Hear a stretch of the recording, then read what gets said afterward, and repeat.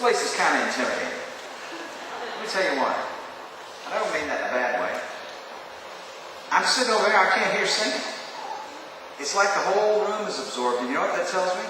We just got to sing loud. You got all of this to fill up now. It's not those little short places. And if you want to know what the sweet spot in this room is, it's right back there next to that camera. If you stand right there and you speak, you can be heard all over the room. Awesome. Every building has one. The reason I'm sharing that with you is because I'm getting used to some things. First of all, I don't know if you noticed in the children's time, I was like, okay, Mama Tony, and I'm just kind of like this, and just like quiet. I was sitting there thinking, I don't know who I am. And so I got to tell the guys up there, just work with me here today, because I'm going to preach like I did over there, and I'm not going to let anything keep me from doing that. And I hope you'll sing like you did over there, and know that we get to sing even louder here. That just means that we can have more fun. I heard some people start to clap, and it was like,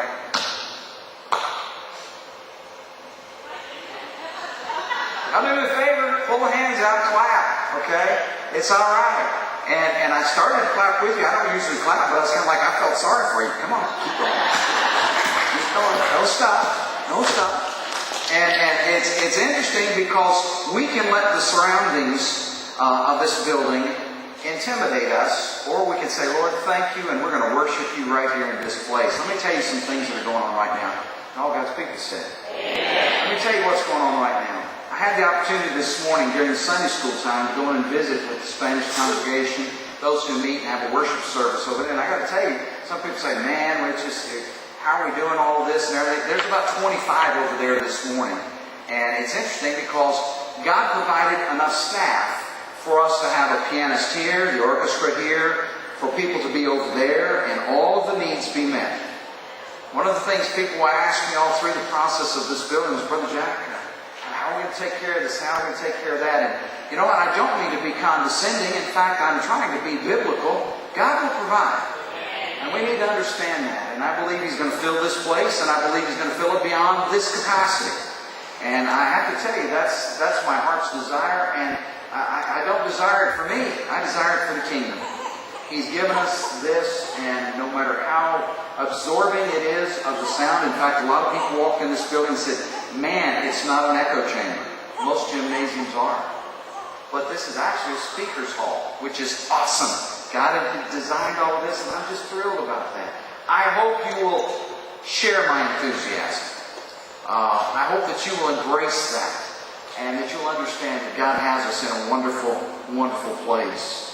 When we think about all of this, and in the last weeks we've been talking about identity, and we're going to continue there, and I'm going to just remind you that Luke chapter 4 tells us that Jesus knew who He was. In Hebrews chapter 5, I invite your attention over there for just a moment. In just a moment we'll read this. We see that Jesus prayed, and we went through all of the things that Jesus prayed and talked about and took to the Father. And as we talk about prayer and our identity, we talk about what encourages us. We talk about what brings us forgiveness. Now we're talking about the communication aspect of what God is trying to do with all of us. Please understand, it's just not that He forgave you. It's not that just He encourages you. He wants to have that relationship with you, where you talk back with Him, and all through Scripture we see that. Jesus, even though He was God, still talked to the Father. Did you get that? And we, as human beings, sinful, fallen human beings, God says, I want to talk to you too. And Jesus gives us that wonderful example, and we see that in His life in several places. But in Hebrews chapter 5, the writer of Hebrews identifies that Jesus Christ was obedient to the Father, and in that obedience, He prayed. There was prayers and supplications. So would you please stand for the reading of God's Word? I'm going to be reading verses 7 all the way through verse 10. Put it up there. It's going to be in King James. So I told them not to put it up there. I don't want to confuse anybody. I'm reading from the NASB. So if you would, just follow along with me in your Bible. Hebrews chapter 5, verse 7 through 10. In the days of His flesh, speaking of Jesus, He offered up both prayers and supplication with loud crying and tears to the one able to save Him from death. And He was heard because of His piety. Although He was a son, He learned obedience from the things which He suffered. And having been made perfect, he became to all those who obey him the source of eternal salvation, being designated by God as a high priest according to the order of Melchizedek. Father, we come before you and we see what brought Jesus Christ and the example that he brings to us. And I pray that as we look at the characters of the Old Testament and we look at Jesus' life and we consider all that took place, that, Lord, we would know that you want to talk with us, that you want to spend time with us. And Father, I pray that our heart's desire would be to listen to you, to spend time with you, to seek your will in all things. And I ask all of this in the precious name of Jesus and for his sake. Amen. Thank you. You may be seated. We talked, and I want you to know Jesus spoke to the Father at his baptism. In his obedience he prayed. He prayed all night, showing his devotion and dedication. He prayed, and clarity was given to his disciples when they were on the Mount of Transfiguration. If you remember, there were two other characters there on the mount with Jesus, and God says, "This is my Son. Listen to him." So there was clarification for his disciples. He prayed in power over the grave. In fact, he prayed before he called life into Lazarus. We see in the upper room, he prayed for us to be one with him. In John 17, in the garden, he prayed 3 times, saying, "Father, remove this cup from me, but your will, not mine, be done." We see on the cross, he prayed that the Father would forgive us. Wow. So we see all of these times where Jesus prayed, and these weren't just prayers where he said, "Oh, by the way." These were prayers that his heart was heavy about. These were prayers that he was praying for you and for me. They were prayers to show us that the Father, just as Jesus communicated with him, the Father wants us to communicate with him as well. We see it in the story of Moses all the way back when we look at Exodus. We see that Moses in chapter 32 and 33, after the 10 Commandments had been broken the first time, and I'm not talking about breaking the 10 Commandments, I'm talking about he threw them down and broke them. He came down and they were sacrificing and they were worshiping a golden calf, and in his anger he threw them down. And we see that in chapter 32 and 33 God writes the 10 Commandments the second time. And as he does, Moses says, "Lord, just show me some signs." And God so clearly says, "No problem. I can't show you my face, but I'll show you my back. I can't show you my face because my glory would kill you, but I'll show you. I'm going to hide you in the cleft of the rock, and as I pass by, I want you to be able to look and see my back and know of my glory." Moses needed direction. "Lord, if you want us to be led from here, Father, show me that." It wasn't that he doubted God. He was just saying, "Lord, make your direction clear for me."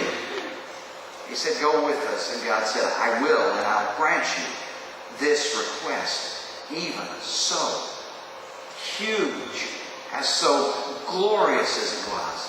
I'll grant that for you, Moses."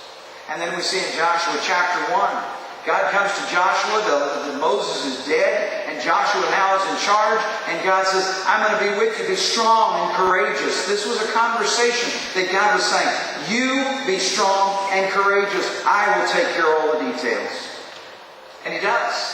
From the crossing of the Jordan River to the vanquishing of the first city, Jericho, God was with them. And as long as they did what God had told them to do, God helped them overcome some of the most enormous obstacles that there could have ever been.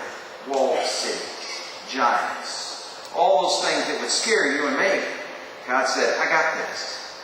But you see, it was when God communicated with Joshua, and Joshua heard the communication and was willing to do what God said to do. See how those things fit together? Today I want to take you to one that is one of my favorite stories, and many of you have heard this, but I want you to see that the power of communicating with God will give you all sorts of things in your life. We saw it in the life of Jesus Christ, as he was God, but yet he still spoke to the Father. We see it in Moses' life. We see it in Joshua's life, and today I want to talk to you just a little bit about Elijah. I'm not going to tell the whole story, but his story is found in 1 Kings. If you'd like to turn over there, I'm going to be just hitting the highlights of this, so don't expect me to give you a full understanding of all, but I think that what God's laid on my heart will give you a clarity to all of this. We don't see that Elijah has a book named after him. There's no place where it says that Elijah wrote anything. This isn't like Paul's letters. This isn't like the Gospels or anything like that. It is very simply God speaking with Elijah and Elijah doing what God said to do. The first thing he tells him to do, he says, Elijah, I want you to go to the most wicked of the kings. And we know that just by studying about Ahab. I mean, this guy was just treacherous and his wife was just as bad. You ever met anybody like that? Don't raise your hand. That would get you in trouble. But her name was Jezebel. And those two together, he was one of the worst kings Israel had. Got them in more trouble and more difficulty. And Jezebel, his wife, she was from Phoenicia, which was up around Tyre and Sidon. And if you look in your maps in the back, you'll see that. One of these days I'm going to have it up there where you can just say, oh, wow. But not today. So between Tyre and Sidon is where she came from. That's right along the coast of the Mediterranean. And that's where she came from. But she worshipped Baal and Ashtoreth and all of the other gods that were out there. And she married, for some reason, Ahab married her. Maybe it was an alliance. I don't know. But apparently he was pretty close because she had his ear most of the time. And anytime he had a problem, he would run to her. And he would act like a baby. I don't know. Your husbands don't do that, do they? Just saying. Alright. So, as we look at this and we see this, we see that the first place that takes place is God says, I want you to go and stand before King Ahab and tell him it isn't going to rain. Now let me tell you, that's kind of a taunt. Because Jezebel, her god was Baal, and he was the god of the storm. He was the one that brought the rain. And so Elijah, when he said this, there will be no rain until my God says so. Youch. That's a full-faced offensive against the God of Jezebel, his wife. This isn't some small little thing. It was like, it ain't going to rain. You got to remember, the people over there kind of live in a deserty area. And there's not a whole lot of rain. It only rains certain times of the year. And for it to not rain would mean no crops, no food. It would mean drinking water would come scarce. All of the things that you would associate with a famine. And guess what? Elijah says it isn't going to rain. But wait a minute, her God is Baal. And if her God is better than our God, it should have rained. Amen? But her God isn't better than ours.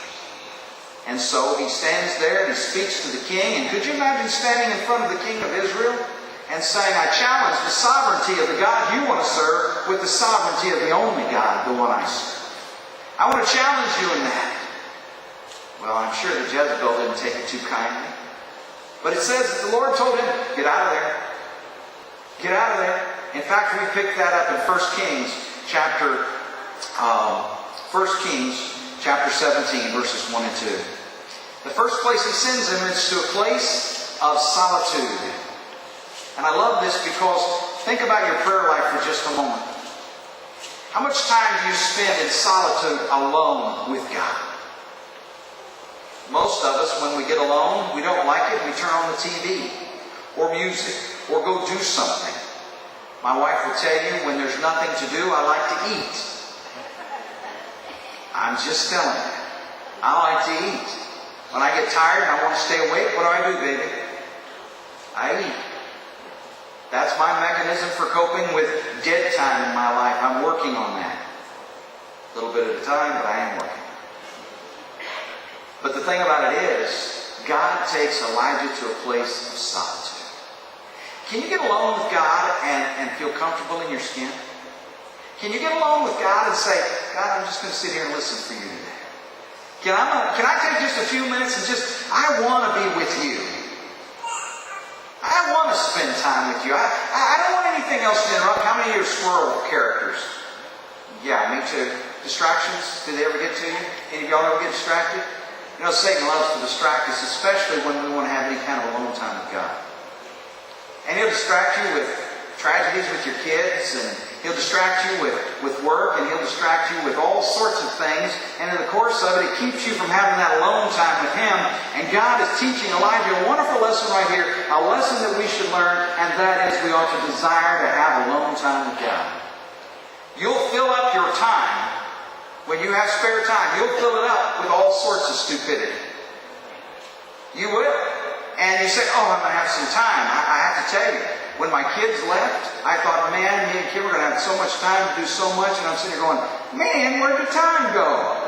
You will fill up your life And you'll take all your time up. And Satan will help you with that, by the way. You may be saying, oh, but I'm a Christian. He can't do that. Baloney. He can do that, and he will do that. He constantly wants you to be distracted away from the things of God. Do you desire time to be just alone with God? He wants to be alone with you. And we see this where God takes Elijah on this first part of his journey. In 1 Kings chapter 17, verse 1 and 2, after he's told the king it isn't going to rain, directly challenged the sovereignty of Baal and the sovereignty of the gods of Phoenicia and even his wife. And the word of the Lord came to him, saying in verse 2, in verse 3, go away from here and turn eastward and hide yourself by the brook Cherith, which is east of the Jordan.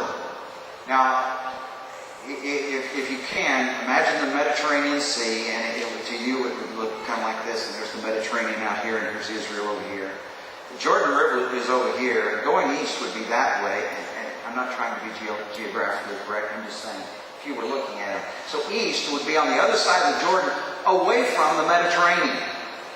And that means that between where he sends Elijah and the Mediterranean, here is Israel. Okay? So you get this? So he sends him east of the Jordan. What a great place to hide. Who would look for him there? But he sends him to a place that isn't going to be affected, or is going to be the least affected during this time of famine. It doesn't say that people brought him food. It says that the ravens brought him food. He was able to drink from the brook that God had provided. And so while everybody else was facing famine, Elijah had food and water. But the most important thing was he got to be alone with God. It doesn't say that he went to the towns around there and scavenged food. It doesn't say that he went anywhere. He stayed right where God said to stay, and God blessed him. God wanted alone time with him. You should want alone time with God, and when he gives you that opportunity, what do you fill it up with? Do you fill it up with other things? That alone time with him gives us a good time to say, Lord, am I doing what you want me to do? Lord, what would you speak to my heart about? Lord, where is it that I need to be studying? What is it that I need to be doing? In the course of coming to that place and understanding it, we can have a confidence as we go from that alone time with God, to live the rest of the day, to be and know that we're doing what he said to do. This is critical for us. So, in our prayer time, he gives us direction. He gives us an opportunity to be alone with him. God's never too busy for you. He's never going to say, wait a minute, I got something else going on the other side of the world. God says, I want to meet with you.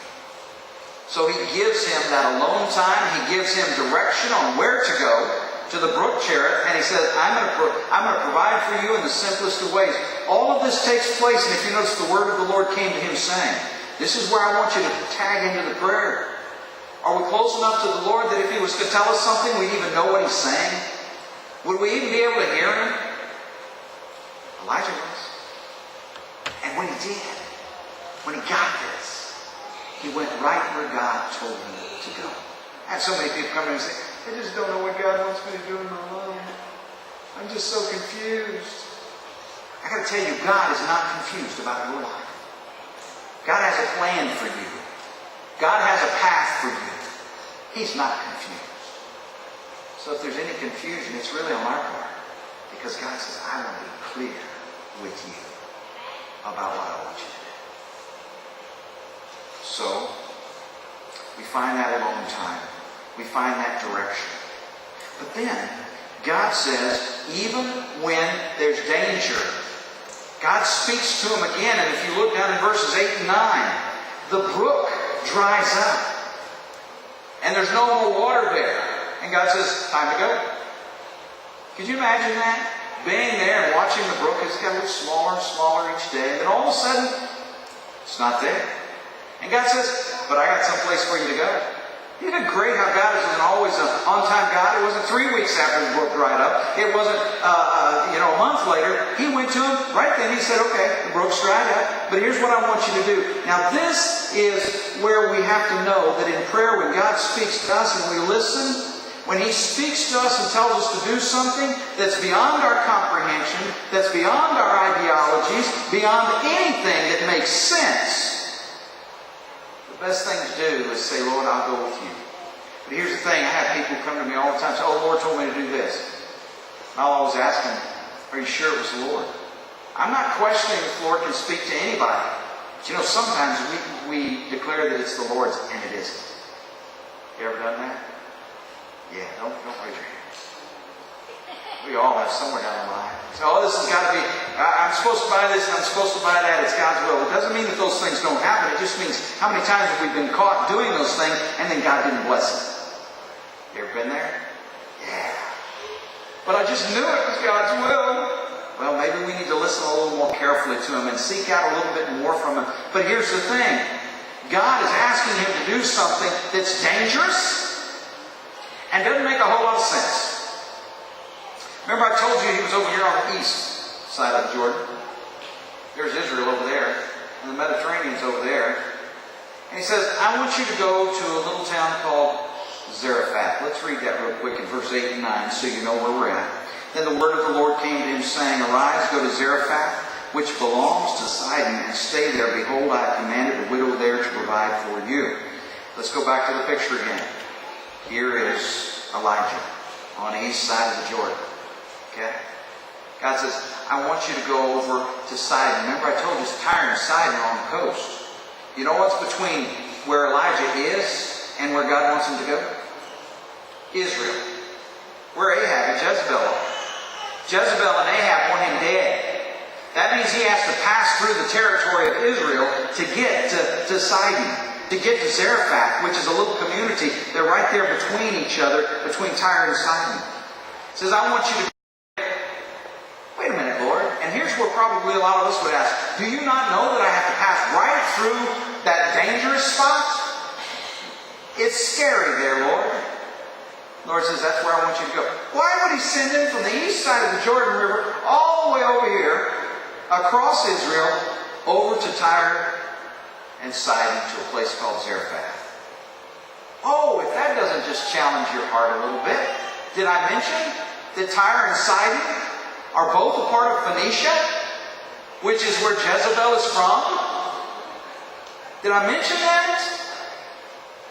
Lord, you're sending me into the enemy territory. You're sending me through a place where they want to kill me. You're sending me to Jezebel's hometown. Hello? We don't see any questioning because Elijah knew it was the voice of the Lord saying, that's what I want you to do. That's what I want you to do. So often people say, it just doesn't make sense. But you see, in the economy of God, the things of man often don't make sense. The things that we can reason out, the things where we say we can't. The reality of it is when God says, and we know that it's God speaking, we should be acting on what He says. Let me give you one example of that and we'll come back to Elijah. You remember when the 10 spies went into the promised land and they came back and they said, there's giants in the land. And 2, Joshua and Caleb came back and said, but God promised it to us. Common sense says there's giants in the land and we can't take it. That they're bigger than we are. They're going to beat us no matter what we do. And so 10 of them persuaded all of the children of Israel, save Joshua and Caleb, persuaded them not to act on what God had already promised. Our world today is in a terrible disarray. I mean, we could talk about presidential elections. We could talk about what's going on worldwide. We could talk about terrorism. We could talk about all of those things. And you know what? Sometimes I hear Christians talking in this venue and they say, oh, Brother Jack, if the Lord would just come back and just take care of all of it. That's right. But He hasn't. And here's the thing that I would propose to you in the days ahead. That you pray for. That God creates in you, in us, in this church, in this community, a revival that says, I'm not worried about all the things that are going on in the world. The Bible says they're going to happen. But instead of us looking and going, oh my goodness, it's just terrible, why aren't we looking and saying, but our God is still so good? You see, we have our Israel to pass through. We have our place of living where the enemy is. And we know He's there. And we have that place. But the reality of it is God says, wait a minute. I need you not to worry about the end times. I don't need you sitting here going, oh my goodness, what are we going to do? What are we going to do? He's given you what we need to be doing, and that's going to be accomplished when you and I, and as a body of believers come together and say, God, revive this place. Revive us, that we may go out and tell people not about the doom and the gloom. I'd almost bet that most of us are willing to go out and discuss all of the problems of our world. If I were to say a couple of names right now that are running for the office of president, I bet you we could have 20, maybe 30, I bet you 60 different opinions. Anybody saying, but there's only 2. I can be there 60. I got to tell you, there's some pretty weird stuff out there right now. Amen? So we all have an opinion on this. And we could all say, I think this or I think that. But here's one thing that we can come together on. We know that God said we're going to be in the enemy's territory. There's going to be people that are going to try and hurt us. There's going to be people who don't think that religion is important, that don't think that God is important. More importantly, sometimes religion isn't as important as we think it is, but God always is. And He says, I want you to stand in the midst of this. Look at Ephesians chapter 6. Before it talks about the armor, He says, put on the armor of God and stand. It doesn't say put on the armor of God and do nothing. It doesn't say go get an iced tea and Starbucks and everything. It's okay if you do, I'm just saying. It doesn't say that. It says I want you to stand. I don't want you to be going along with the world and telling everybody how bad it is. Elijah could have done that right here, but Lord, there's so much out there. Do you know you're asking? Do you not know that God already knows what's going to happen tomorrow? Do you not know that God has already figured all of this out? And sometimes in the process of it, He says, I just need you to be faithful. I don't know how God is going to use all of this. But I got to tell you this, He's given it to us and I know He'll be faithful. I know how He's going to use it to His honor and glory. And as He unfolds those things, as I was sharing with you at the beginning of the service, as He unfolds those things, it just delights my heart to see some things. This morning, as I shared with the Hispanic congregation, those who worship together, I should say that Hispanic worship, they, when we met with them, I asked them if there was any question. I appreciate the fact that God has brought Manny and myself and Chuck, all 3 of us together on the same page with all of this. We're not at odds over this. But it was awesome to hear their response back. It's so good to see Pastor Manny, Pastor Jack coming together, seeking to do God's will in what the world would call impossible. It's not about us doing anything. It's about God calling us to it and being faithful. Sometimes I say, I don't know why I'm doing what I'm doing, but I know the Lord's called us to it, and therefore I am going to act upon what I know is God's will. Folks, so often we try and pray things into God's will, but the reality of it is God says there's going to be perilous times. And we ought to be praying that God, first of all, would give us direction, give us a time of solitude with Him, but also to protect us. Even Jesus, in His prayer, in the model prayer, asks for that. And I would say to you that sometimes God's going to say, do this, and our response needs to be to Him, yes, Lord. Unless it's contrary to the Word of God. God will never ask you to do something contrary to His Word. This is why I tell people study His Word, because there's so many things He wants to show you. There's so many things out there that we can know the perfect will of God by studying His Word and communicating with Him. We can know that. And I'm not saying it's an exclusive thing for preachers. I'm saying that every person can walk in that relationship with Him because God's desire is for that. To be closer to Him. Well, He goes. And He goes to Jezebel's hometown area, her own country. And God says, I want you to stay there. And He puts him in the home of a woman who is pagan.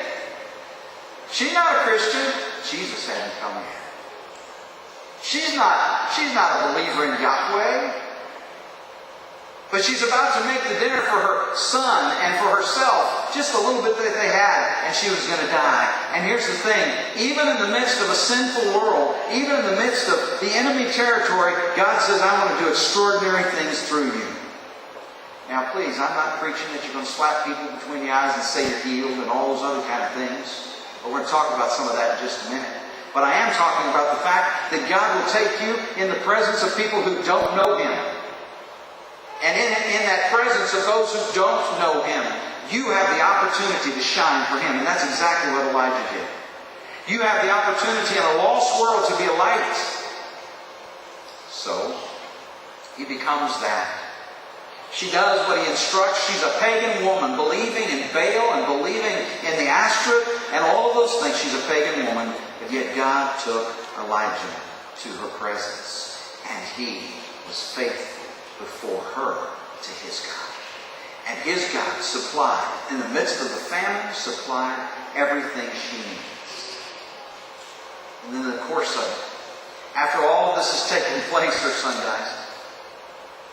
And she's thinking, oh my goodness, you came here and figured out a little bit about me, and now your God is judging me because I'm sinful. I know that your God is powerful because He's been providing these things, and it doesn't make any sense. But now my son is dead, and it's because of my past sin. How many people would believe that lie? And Elijah knew exactly what to do, and he took up the child, and he took it to his room, and he laid the child before God, and we see this in verse 19 through 24. He tells her, he says, give him to me, give me your son. Then he took him from her bosom and carried him up to the upper room where he was living and laid him on his own bed. He called to the Lord and said, O Lord, my God, have you also brought calamity to the widow with whom I am staying by causing your son to die? Then he stretched himself upon the child 3 times and called to the Lord and said, O Lord, my God, I pray you let this child's life return to him. The Lord heard the voice of Elijah, and the life of the child returned to him, and he revived. Took the child downstairs. And even in the midst of her saying, oh, my sin has been judged and it cost me my son, Elijah said, Lord, let her see your glory. Let her see you in this. Let it not be something that stops the witness. Let it be something that continues the witness. Oftentimes I've heard people share asking God for extraordinary things. Someone who hadn't talked to him in years, and they start praying, God, open that door, and the door opens. Or there's been some kind of rift or some type of problem or some misunderstanding, and God is able to tear down the walls of that misunderstanding. And He does it in a way that you and I can't do, because He's God. And He allows for the reconciliation. He allows for the things to be done. And so when we see this, Elijah is saying, Lord, this is a pagan woman. She thinks that calamity has come to her house because her sin has been found out. Lord, show her differently. I got to tell you, there's a lot of people today living in the calamity of their past sin. There's a lot of people today, even Christians, and I got to tell you, that needs to stop, Christian. We don't need to continue to live in the calamity of our sin. We've been forgiven. Remember, that's one of the things we preached about, the encouragement, about the forgiveness, and now we're talking about the communication. Let me just share with you here. God is trying to communicate with us today that He hears. That He hears. And that our sin as Christians has been washed away, and we're able to tell the world that we no longer have to be trapped in the calamity of our sin because of Jesus Christ. Well, let me tell you about Him. Wow. We don't have to be trapped in it any longer because of what Christ has done. And He speaks that to her. We don't know the outcome. It never says if she followed God or became a believer in God. But I got to tell you, if she didn't, there was overwhelming proof that God was God. Above her God, above any other God. What do you think her testimony would be? Yeah, this guy from Israel came and stayed with me, a prophet of Yahweh. And when he stayed with me, guess what? First of all, we had plenty of food. You knew we were about out of food. Well, we had plenty of food. And my son died. He brought him back to life. His God is most powerful, most high. What could she say other? In a pagan place, what could she say else? So, we see this. We see that even in death, He gives us direction. He takes us through danger, even in death. Even in the opportunity to minister and witness in death, God still works wonderful things. As I prepared this sermon, there was one more in there, and I want to tell you it's in chapter 18, and I'm going to be very brief here, but I hope that you would read through this. It's a beautiful, beautiful story. It's about God's determination. God didn't call Elijah to go and stand before Ahab and not have an end game. God knew how this was all going to turn out. And 3.5 years after all this started, when the land was in famine and everything like that, God speaks again. He had been with the widow at Zarephath. He's been at the brook Cherith. God has been teaching him and training him. But I want to show you the determination of God about the things that are His. Now it happened after many days, in chapter 18, verse 1. Now it happened after many days that the word of the Lord came to Elijah in the 3rd year, saying, Go show yourself to Ahab, and I will send rain on the face of the earth. So Elijah went to show himself to Ahab. Now the famine was severe in Samaria. They were in bad shape. They were in bad shape. Maybe now they would understand that Baal didn't have the power to do what they thought he could, but Almighty God did. So God's about to win this. But he needed to give them a little bit of time so they didn't think it was just some happenstance, or there was some accident, or that it was just 3 bad years. Because he's about to send it to speak rain back into this. And God's determination, we see this in verse 17. It says, when Ahab saw Elijah, Ahab said to him, is this you, you troubler of Israel? You know, that's what the world wants to say about us. Those who follow Christ, we're just troublemakers. We're just a bunch of religious radical fanatics. We're just out there. And they want to blame all the problems of society and the world on the church. You know, the church has messed up everything, according to the world. They tell us that religion is bad. They tell us organized religion is bad. They tell us denominations are bad. They tell us all of these things. But if you look, they played a part all the way from before Christ all the way to present day, and Christ establishing the church. Yeah, man's done some stupid things with it, but I've got to tell you something. Even in our stupidity, God still has His church. And in the midst of it, where the world could say, I want to tear it down from this aspect or that aspect or whatever other aspect you want to, I'm not trying to defend it. I'm just trying to say there's enough out there to indict all of us. Amen? As a church, as people of God, there's enough out there. There's enough people out there doing stupid stuff that even gets on us. But the reality of it is, God says, wait a minute. I'm determined to accomplish what I set out to do in the beginning. His determination hasn't changed. In 1981, 1982, as this church was developing and forming, God didn't say, this is going to be a mistake. That means that everything that's going on from that point forward, even when we've done stupid, the key to it is how quickly did we get back to God? How quickly did we seek Him out? Well, Ahab, instead of seeking out God, he blames it on the church. He blames it, in essence, on Elijah. It's your fault. It's your fault. Christ said that He came to die for the church. The gates of hell isn't going to prevail against it. You may be saying, well, He died for us individually. Yes, He did. And salvation comes that way. But of the church, He said the gates of hell won't prevail against it. I'm not trying to speak any heresy here. I'm just trying to get clarity. So when we look at this, God's determination about His church, and this is why I can preach and say, they tell us the church as we know it today may be dead in about 25 to 30 years. People won't come to church like this anymore. But the reality of it is, the church that Christ died for will still be around. It ain't going anywhere. Not because I declare it, but because He did. And He has the power of that church. So when we mess up, we know that there's always a place we can go back to. Because God's determined to bring glory. Jesus Christ, when He said those things, had a determination about doing what God wanted Him to do. He set forth on that mission. He did all that He came to do, including establishing the church. And that's why the church ought to look like what Jesus Christ said it ought.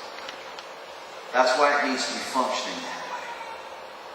So when we see this, God is determined about this. In fact, God is so determined about it, He wants to show the whole world.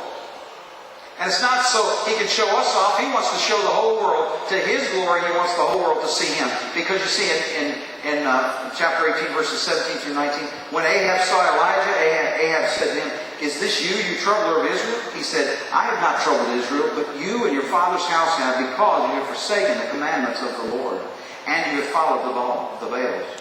Now then, send and gather to me all Israel at Mount Carmel. It's gathered with 450 prophets of Baal and 400 prophets of Asherah who eat at Jezebel's table. This is why when we talk about this story and people say, yeah, there are 450 prophets of Baal that they killed right there. Nope. In fact, if you add here very quickly, 450 plus 400, that's 850 of them. He said, you bring those there. Doesn't say that they weren't there.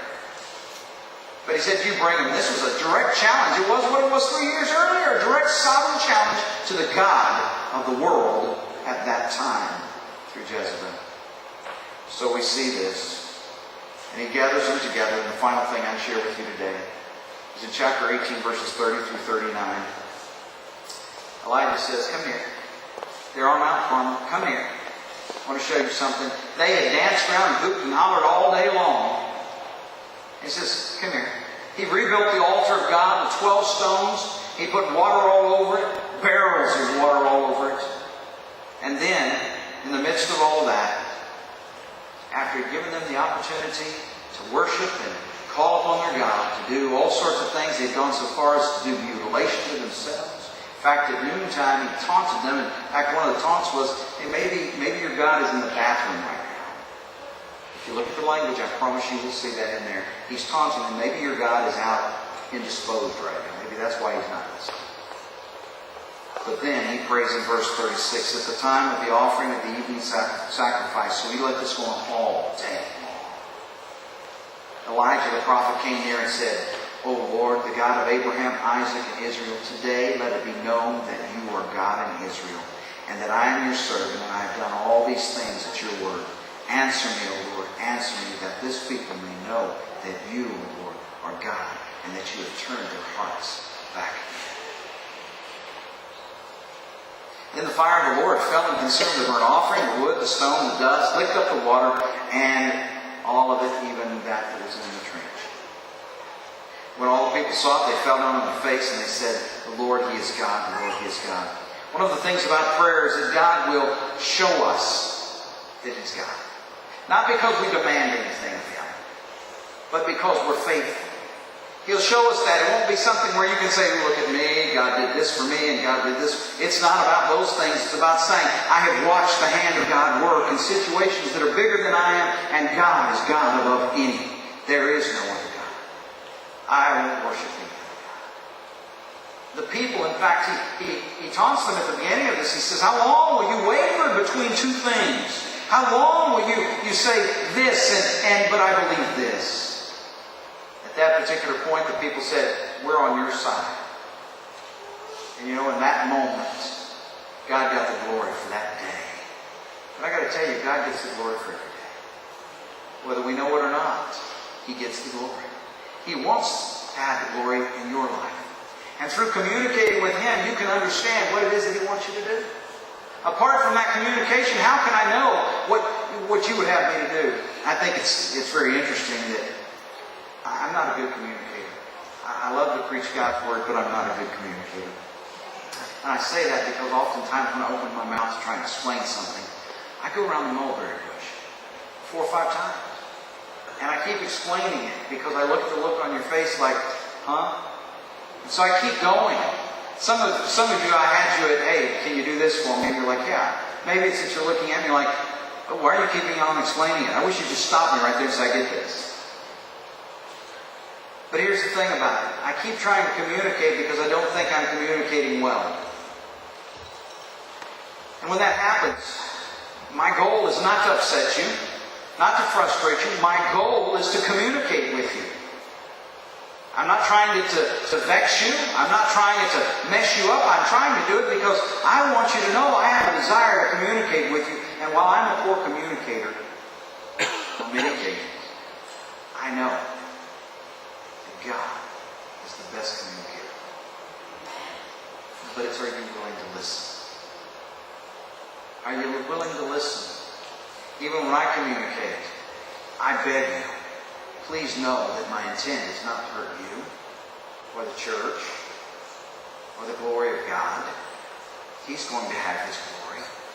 My intent isn't that, and so my many words that Proverbs says I shouldn't speak, my many words are because I want you to know that I have a heart for this, and not so that I can try and get you manipulated into doing something. I have a heart for this. But you see, when you desire to communicate with God, when you want to know what He has to say, His communication is clear. Because you desire what He wants. You desire those things. In mine, you may not desire what I'm asking you to do. You may say, all right, fine, Pastor, if that's what you want me to do. Explain it one more time. But I got to tell you something. If you desire to know what God's will is, and you ask Him, the Bible says, I'll take you through the danger. I'll give you direction. I'll show you my determination. I will also demonstrate the greatness of who I am. Just come to me. Talk to me.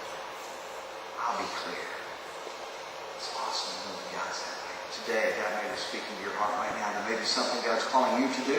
I don't know, it may be in missions, it may be in becoming a part of this church family, it may be in being saved, I don't know what it may be, but whatever it is, in just a moment we're going to have an invitation. We're only going to sing one verse. If no one comes, we're going to close it out. Here's why I believe if God's speaking, you ought to step out on the first note, the first word that's sung. You ought to step out and say, Lord, I'm going to do what you want me to do this day. If He's speaking to your heart, don't be afraid to cross Israel. Don't be afraid to go to Sidon and Tyre. Know that God is the same God today that He was in Elijah's day.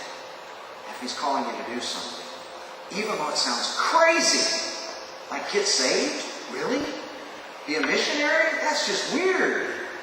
Whatever the case may be, if God's calling you today, listen to it as we stand. Father, thank you for